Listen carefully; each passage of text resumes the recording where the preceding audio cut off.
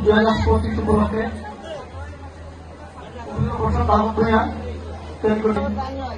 সবাই উপস্থিত আছেন, প্রধানমন্ত্রী উপস্থিত আছেন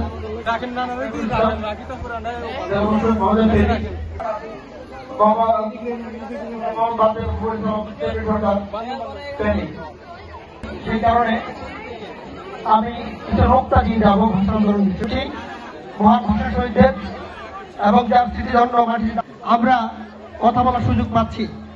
যে বাক স্বাধীনতা কেড়ে নেওয়া হয়েছিল